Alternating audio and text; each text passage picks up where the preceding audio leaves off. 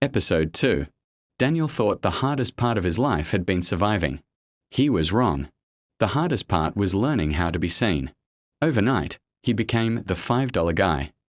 His inbox flooded with messages from across the country: single mothers in Texas, veterans in Ohio, college students in California. Some called him an inspiration. Some called him a hero. Daniel didn't feel like either. He still remembered what it felt like to choose between food and rent. Now he was standing beside Thomas at press conferences, shaking hands with city officials, speaking about kindness on morning shows. But one message changed everything. It came from a 12-year-old girl in Detroit.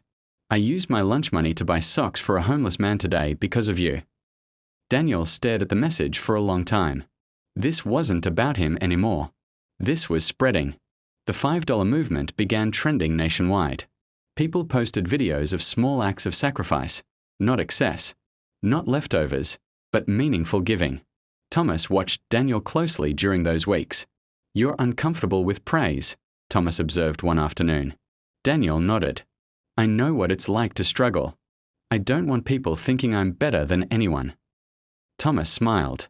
"That's exactly why you were the right person." Daniel didn't fully understand what Thomas meant. Not until 3 weeks later, when Thomas made another announcement. The ballroom was packed. Business leaders, non-profit directors, reporters. Thomas stood at the podium while Daniel sat beside him, unaware of what was coming. 3 weeks ago, Thomas began, a young man reminded us that generosity isn't measured by wealth. It's measured by heart. He gestured toward Daniel. The $5 movement has raised $3.2 million. The crowd gasped. Daniel's eyes widened. Thomas continued. "And today, we are taking it further." A large screen behind them lit up with architectural renderings. A community center, a food pantry, a job training facility, all under one name: the Carter Community Center. Daniel's heart pounded in his chest. Thomas looked at him. "You once told me you just didn't want me to be hungry." Thomas said softly into the microphone, "Now thousands won't be." Daniel stood slowly, overwhelmed. "I don't deserve this," he said quietly. Thomas shook his head. "You didn't give because you deserve something. You gave because someone needed something." The crowd rose to its feet. But the most powerful moment wasn't the applause. It was what happened after.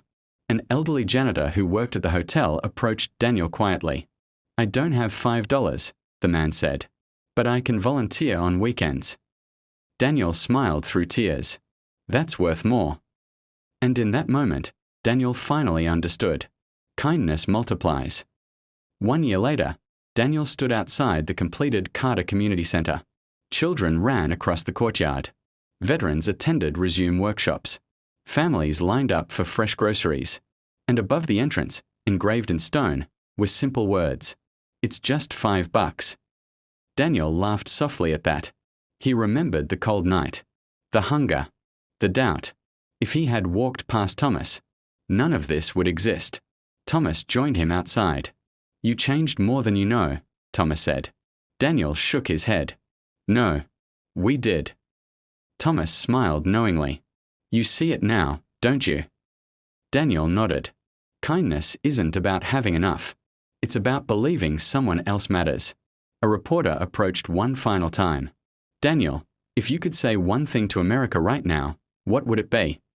Daniel looked around at the building, at the people, at the life that had grown from one small decision. He took a breath. Don't wait until you're rich to be generous.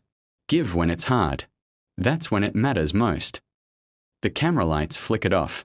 The crowd slowly dispersed. But the movement didn't. Across the country, $5 at a time, people were choosing each other. And somewhere in Chicago, on a freezing sidewalk that no longer felt so cold, a single act of sacrifice had turned into hope. All because one man decided to give his last $5.